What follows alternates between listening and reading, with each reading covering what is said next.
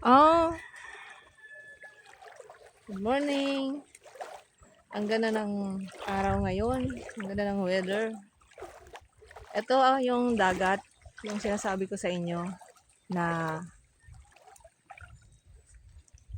sa harap ng bahay namin. Ayan.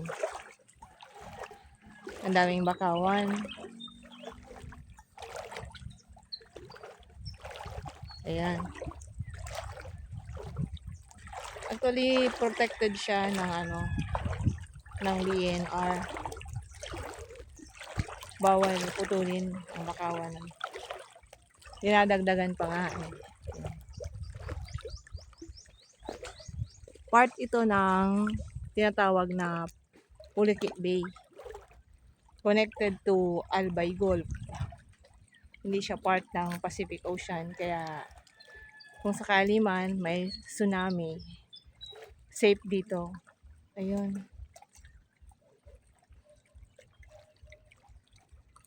Ayan. Ang kalawakan ng bay. Brackish water. Naghahalo ang fresh water and salt water. Kaya very ideal para maggawa ng fish pen para sa bangus. Actually, yun ang plano namin.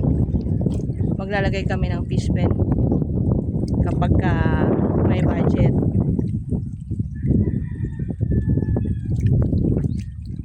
Ayan. Kailangan lang daw may magbabantay. Kasi nga may nauunang mag-harvest. Siyempre, ganun talaga.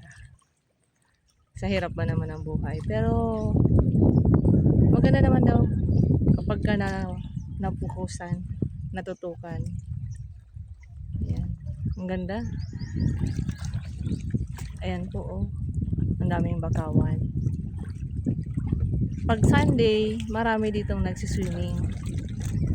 Kasi hindi siya gaanong malalim. Ayan. Andun yung bahay namin. Doon part. Natatakpan. Ayan. Ayan. May bangka. Ginagamit sa pag-fishing. Diyan yan sa kapitbahay namin.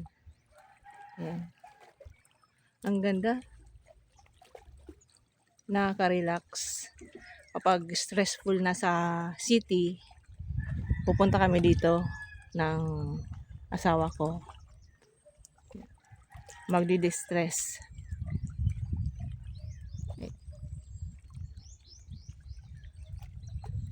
Salamat guys sa panonood. Next video ulit. Abangan nyo na lang. Thank you, thank you. Thank you. Bye-bye.